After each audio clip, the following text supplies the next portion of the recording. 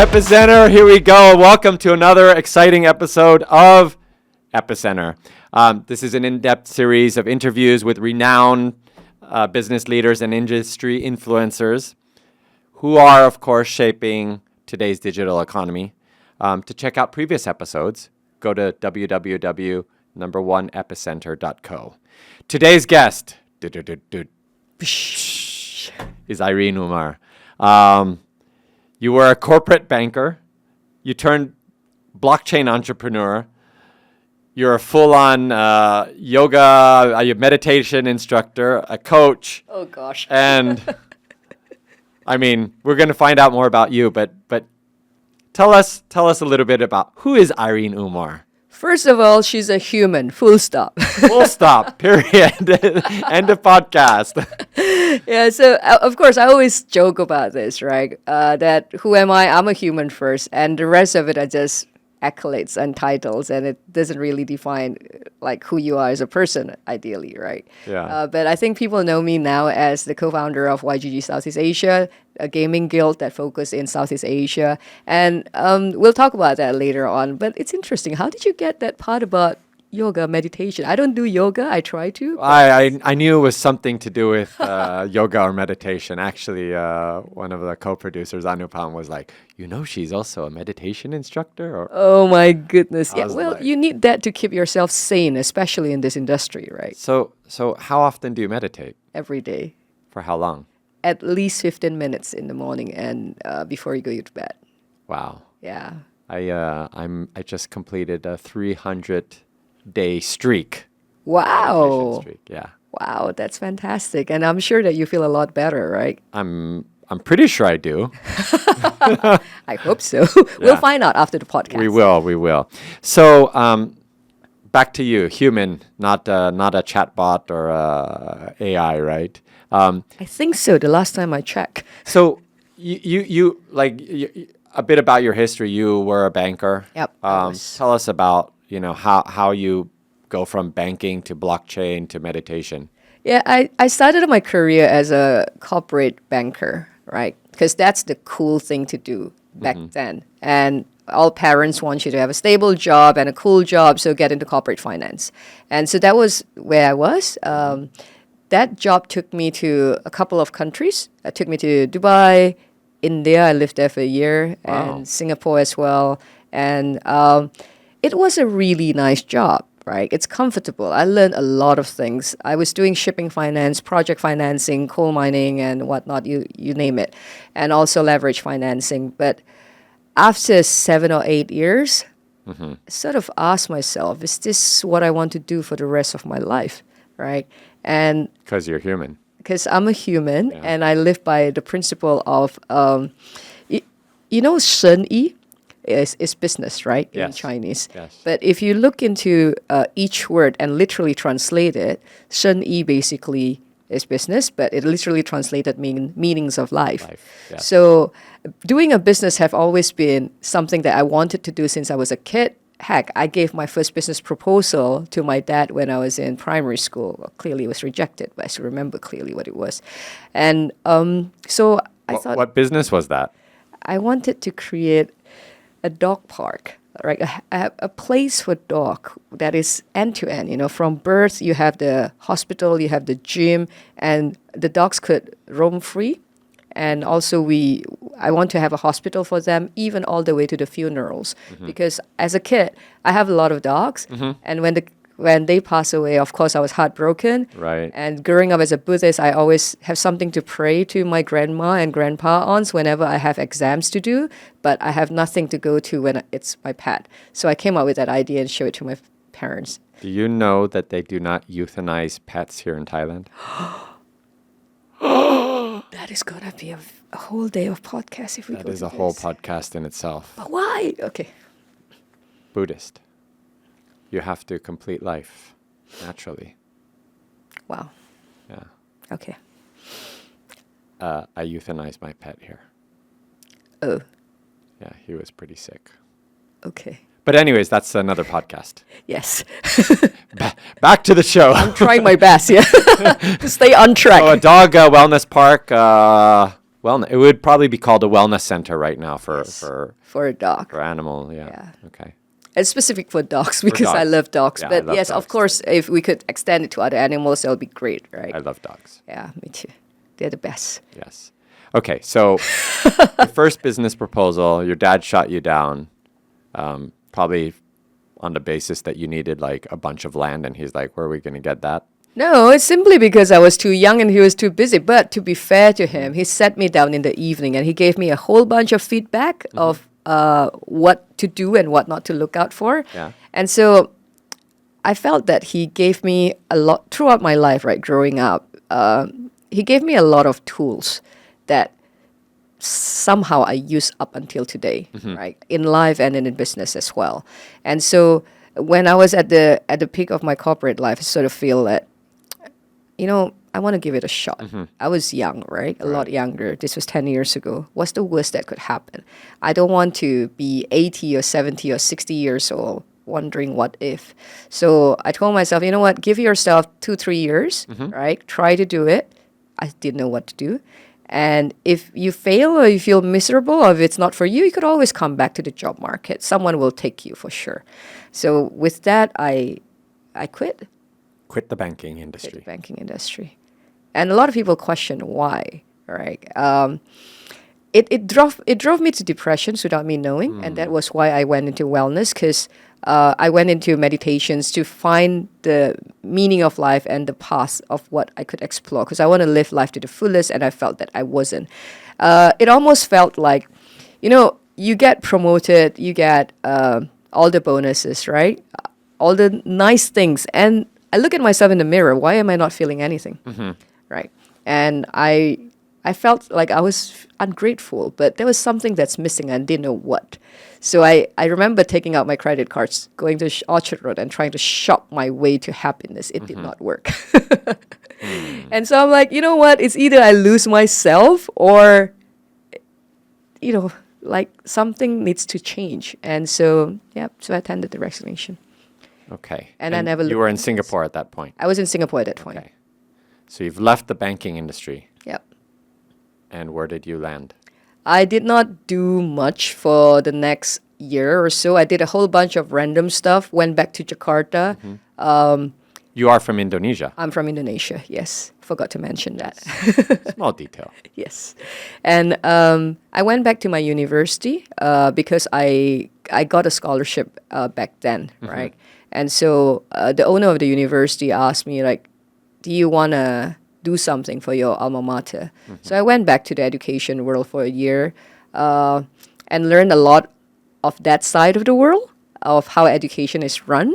I was in the foundations and we were running universities, but the foundation also have primary school and secondary school. So that exposed me to the education part that actually helps me in the management of guilds right now. For more or less a year. And then a whole bunch of friends get together for a hot pot. I wasn't plant-based at that time. It was difficult to find people who like hot pot in Indonesia. Yeah, tofu hot pot. No, this is the Real other hot side, the real hot pot. Mala huoguo. That Mala huoguo, yes, 小肥羊. 肥羊啊. And those bunch of people were from China, right? And I didn't want to meet them, but because it's hot pot, so I met them. And those turned out to become my investors for a gaming fund that I set up later that year. And since then, I've been in gaming. And that's how I get to meet Gabby from YGG and a whole bunch of cool people that have been in gaming space for almost a decade now, really. Yeah. Gabby is he's a gaming legend. He is an OG. What's up, Gabby?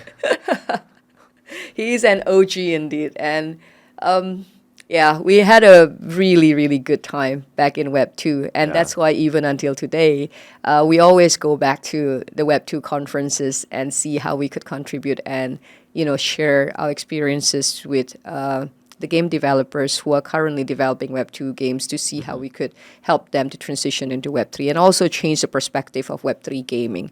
Because for us, we feel that we don't want our fellow game developers friends to miss out because it's the same intersection as what it was when free to play comes in.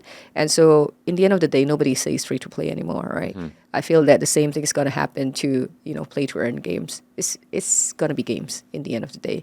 And the best people that I've known to create good games are those people who are in the Web 2 space now. That's right. That's why you got to go from Web 2 to 2.5 to 3, right? Precisely. If I have to go to 2.1, I would. Yeah, well, you need a bridge, right? I mean, it's not such an easy transition. Interesting that you mentioned that, because every time I meet people and they ask me what is YGGC, because not a lot of people know what Guild is, I'll just say that we are a bridge from Web 2 to Web 3, bridge from the internet age to the metaverse age, and we are that friendly face. So YGGC became kind of like an overnight sensation in the pandemic, right? Oh, really? Didn't it?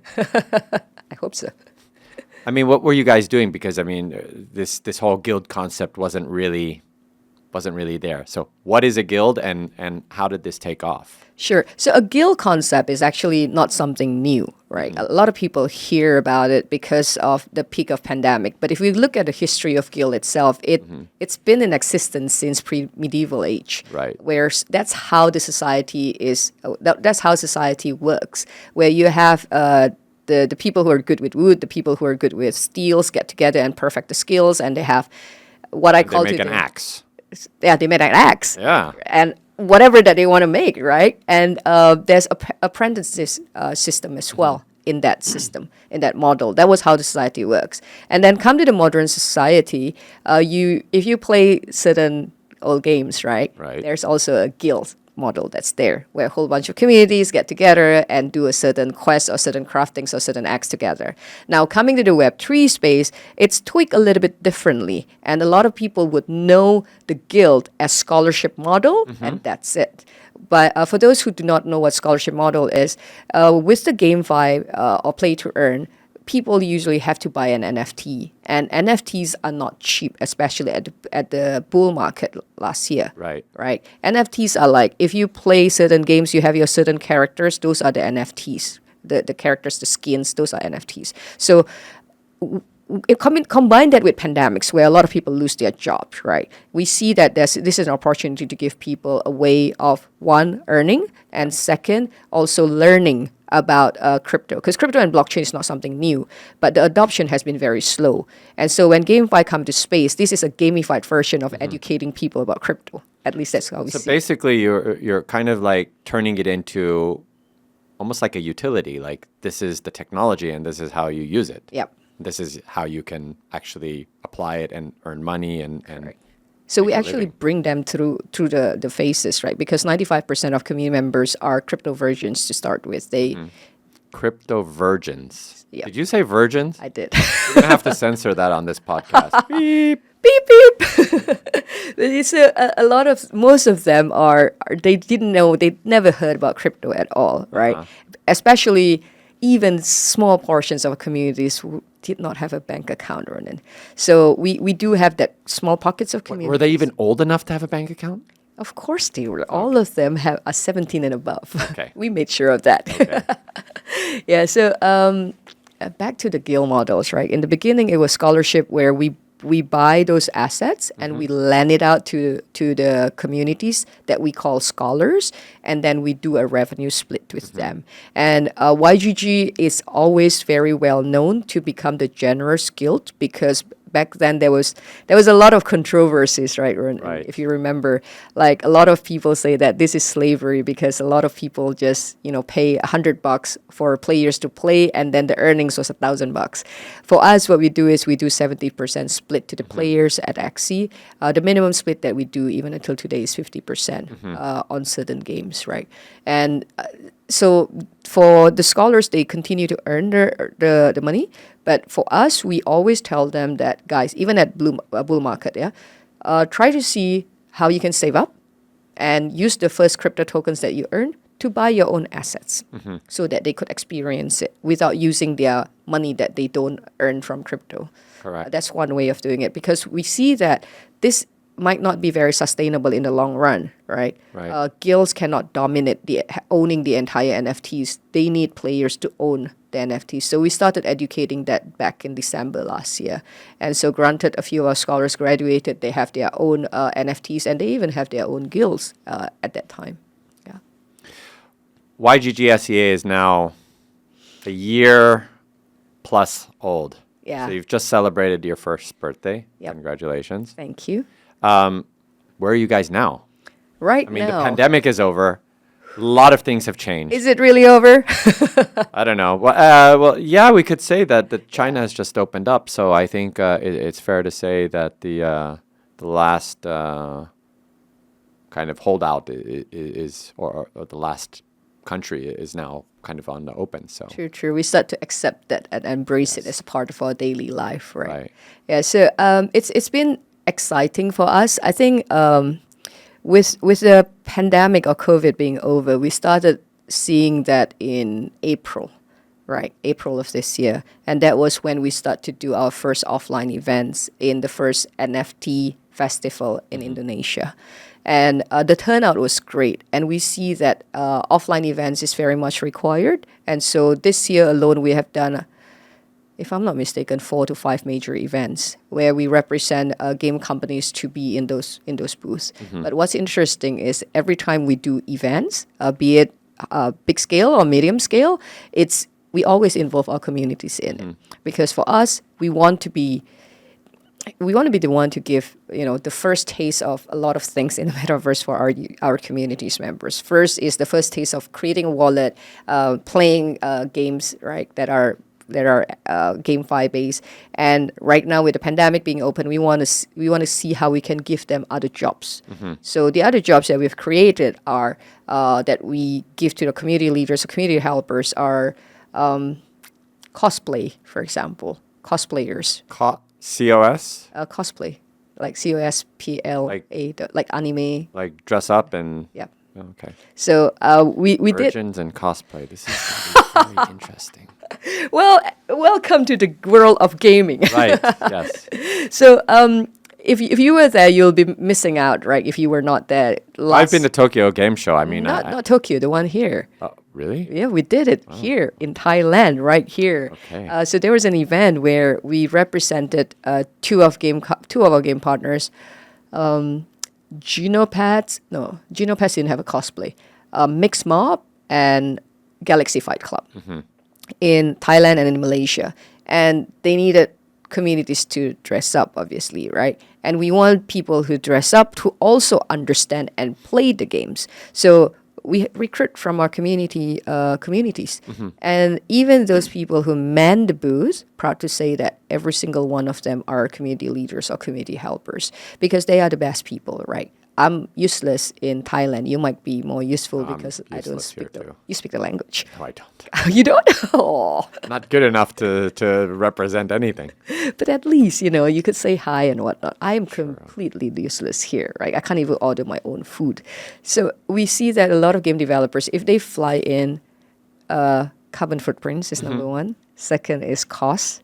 So all our game partners in all the community events that we do, big scale or small scales, they don't come. We represent them fully. So by doing so, they save up the cost and they help me to save the environment. You're the first one that's been in this room that said virgin and carbon footprint. Isn't that a good thing? I think the carbon footprint is an important one. Why is that? Is it just to save money or there's real sustainability behind this? Well, it's a personal mission, right, for me to see. Of course, I travel a lot. I haven't been a good person in representing this, but as much as possible, I feel travels by plane is one of the bigger contributions to the carbon emissions. And so, if we could save up on that, Right. it's a lot more efficient economically and also environmentally. So why not, right? Because a lot of people feel that if we have to do something to save the environment, it's something that's extremely difficult and costly.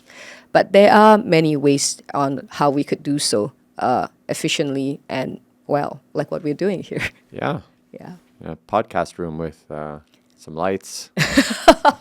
A lot of tech surrounding us. Well, this cup here is an example of how we save the environment, right? Reusable. Reusable. That's right. Cheers to that. Cheers. No, we're not done. It's a good No, we're not excuse to done. drink water. So we talked about the guilds. We talked about YGGSEA.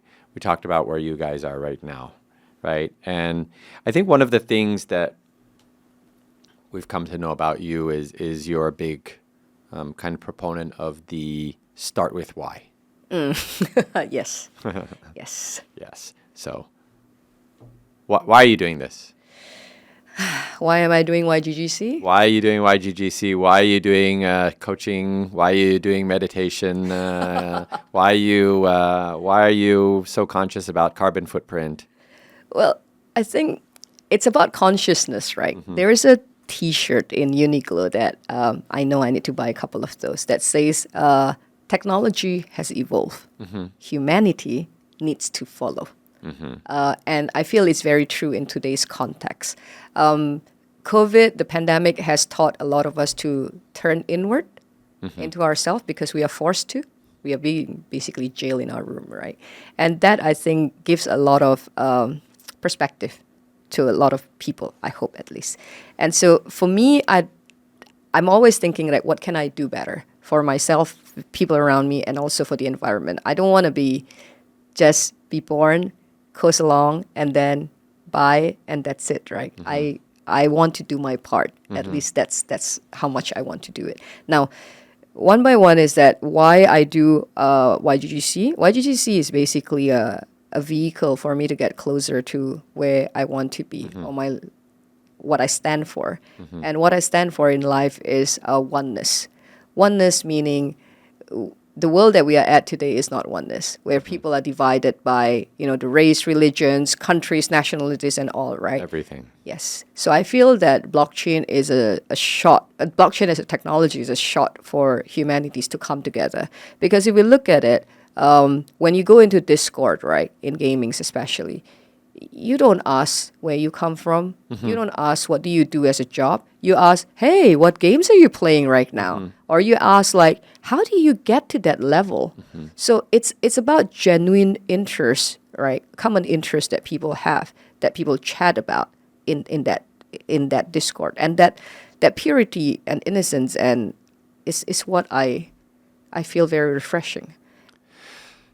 So this is interesting because I think that oneness is definitely doesn't exist in the current, let's call it the Web2 world, right? But when you look at Web3, there's so much, there's the WAGMI philosophy, right? Yeah. We're all going to make it together. For those of you, hashtag WAGMI. No, yeah. Yeah.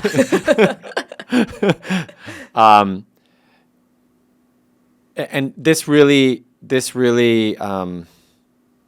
resonates with you and your own philosophy of oneness, right? And I think that's, but why is that in Web 2 you have such a winner takes all mentality. You have big tech fighting each other. I mean, you don't need to look too far from what Apple and is doing with Meta and things like that. And almost like in Web 3, it's how are we going to collaborate together? How are we going to find a solution? How are we going to solve this? I feel in Web 2, this sort of oneness do exist, right? Life needs to be about balance. You can't take it to two extremes, right? So in what I find oneness in Web 2 is, again, in the gaming space, especially the indie game developers. The indie game developers, when you put them together, they talk for the love of games. And they are so principled that there are certain things that they will not bend for profits. Do you have example of principles that indie gamers apply? Games have to be fun. Games have to be fun. And that resonates in Web 2, Web 3, Web 1, Web whatever, right? It should resonate in Web 3. Yes. Yeah. It doesn't yet, right?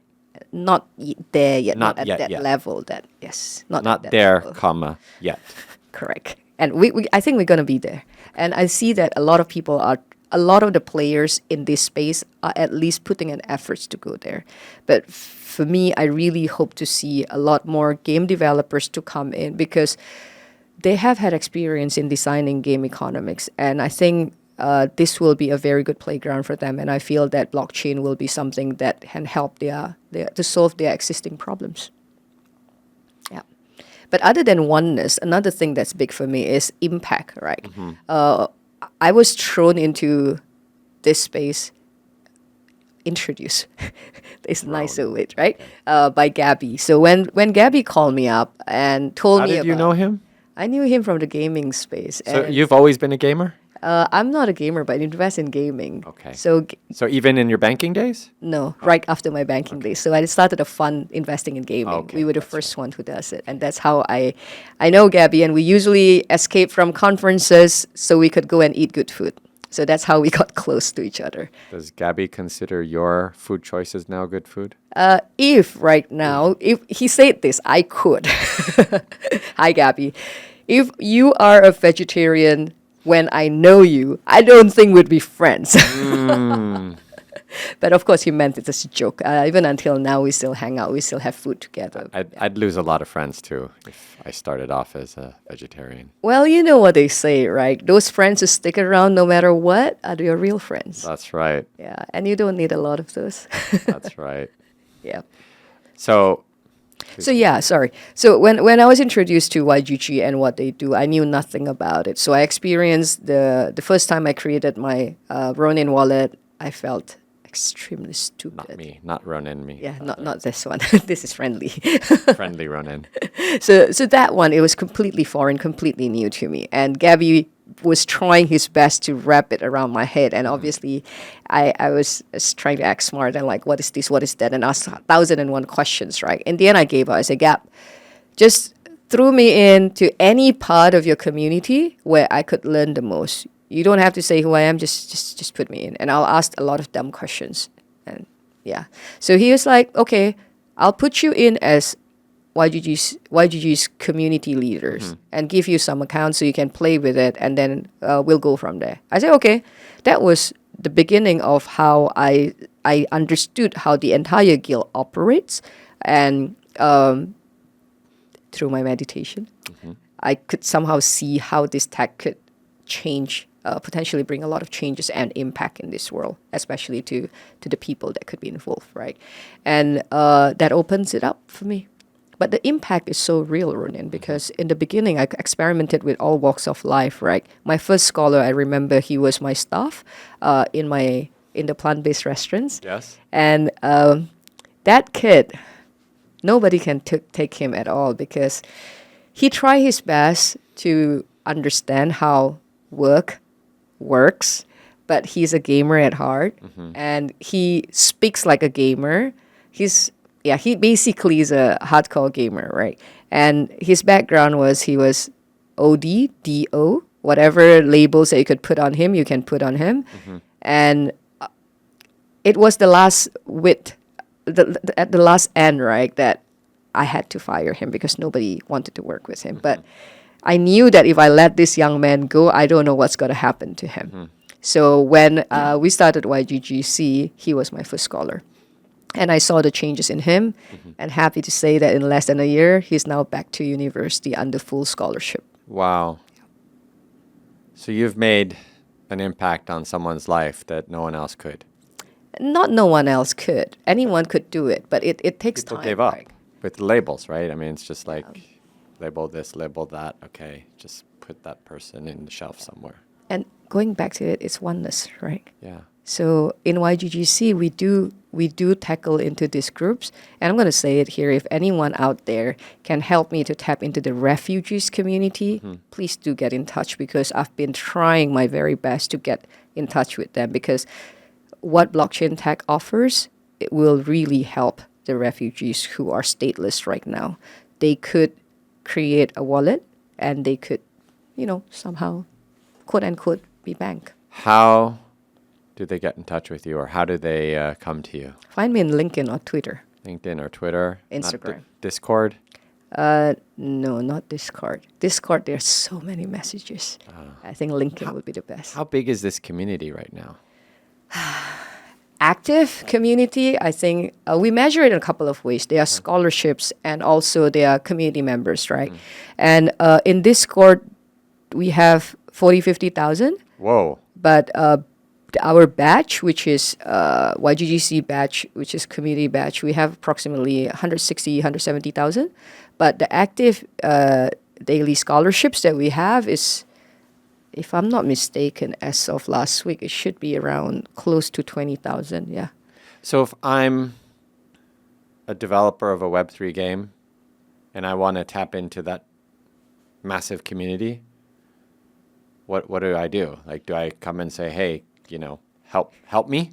Go to yggc.io. There's a contact us form. Interesting that you mentioned that, because in yggc.io we have, as you click enter into the universe, you'll see a lot of games. When you click into the games, inside you'll have game informations, tutorials as well. Everything is in English right now as we polish it up. And I can tell you that it's still buggy as of today, but we are working to polishing that up. So that page will be accessible to game partners. So they could come in and put up their information and tutorials. And also we have a feature called as a bounty hunter. That is an engagement features, right? So people could have their whatever activities that they want to do into using bounty hunter. And you could use, let's say, for example, you want to distribute a prize of $50, right? And you post it there. You list out the activities that you want the communities to do, and in the end of the day, we have smart contract embedded into it, and it'll be distributed automatically. So that's a tool. There are many more tools that we are developing, because we understand that we can't work on our own, and we do not intend to. Speed is key, and we want to collaborate with as many people as possible to form an ecosystem. And one of them is obviously the GameFi projects, to give them access to the communities. People who have a deeper collaborations with us, we represent them in a lot of community events, students events, campuses, and ED. So next year, for example, we'll be representing one of the games in a couple of tournaments. I can't say this out loud now because we haven't announced it. But yeah. This is a public podcast. Yes, I realize that now. This has been pretty cool. I want to go into just a rapid fire session. Sure, bring it on, man. Bring it on. Feel the heat. So probably an easy question for you. Really? Yeah. If you were not an entrepreneur, what would you be doing now? If I'm not an entrepreneur, I can't think of anything, because entrepreneurship is in every fabrics of our life, right? A small business, everything is business. That's why the word business comes from the word busy, right? So every fabric of our lives, I feel, is business. Even if I don't do YGGC, every single day, what do? We wake up, we go out, we go about our business. Right. So business is life. Do you have a message for female founders out there? Especially the young aspiring ones? Do not let a gender to label you. In the end of the day, we are human first before we are male or female. So be the bulldozer and do not let anything. I mentioned about balances. Right. There are two ways of looking at it. So there are people who feel that as a female, I'm restricted. I can't do a lot of things. There are another side, the feminist side, who's like, I'm a female and hence I need to do A, B, C, D. Be that neutral balance and just remember that we are all humans and we can do anything that we want to do if we choose to. I love that. Which country was your favorite country to live in? That's an interesting question, because until today, I'm still trying to find a place called home. That's why I travel so much. There's carbon footprint there. We got to watch out for that. Indeed. Do you have a big learning from your investment career that you might share to people as we head into 2023 and some rocky, choppy waters ahead? Even before Web3, I'm a firm believer in fundamentals. As a venture capital, I pride myself in not jumping into the hype. So founders are very important. speak to the founders, or if you don't have the chance to speak to the founders, listen to podcasts like what we have today, right? And understand what is their visions, what is the why of what they're doing it. Because why they do certain things will be the ones that hold them to stay in the business and to do whatever it takes to make it a successful business, and hence to secure your money as an investor, right? Entrepreneurs and businesses will go through ups and downs. When they go through downs, doesn't mean that your money goes to waste as an investor, but it's more of, it depends on what kind of investor you want to be. But for me, if you're a fundamentalist, always try to find out the why of why entrepreneurs does it. Second, if you look at the business, does it resonate with what you yourself believe in? Or is it just an opportunity? Because it does matter. Do you have a favorite book that you would recommend? Can I change that into a poem? Poem? Do you have a favorite poem that you would recommend? This is nice. He is indeed the friendly face. So I always go back to this poem called as If I Have by Rudyard Kipling. So whenever I feel down, whenever I'm in doubt of myself, because sometimes you do like, heck, am I doing the right thing? I always go back to that poem and just read through it and find my balance. Would you rather lose your phone or your wallet? Wallet. And if you had to be, since you're plant-based. Hang on. Huh? Which type of wallet is that? If it's cold wallet, Well, phone or cold wallet? Oh, wow. That will be tough. A phone. Phone, yeah. Yeah. Since you're a vegetarian, plant-based diet, if you had to be a vegetable, what would you be and why? Broccoli. A broccoli. Yeah. Why? Because it has nice hair. Something I don't have much of. Most inspiring living person? My to dad. You. Your dad. I don't say this much, and we don't talk as much, but, and my mom is going to be jealous of this if he listened to this, but what I know of today, life philosophies and how to live my life, I learned it from him in a very unconventional, very Asian manner. But yeah, I have to credit it to him. What's your dad's name? It would be Li Huaming. Li Huaming. Yeah. Li Huaming, your daughter, Irene here. She's an amazing woman, and she's an amazing speaker. And thank you so much for being on Epicenter. I really enjoyed today's episode. Thank you. Thank you so much.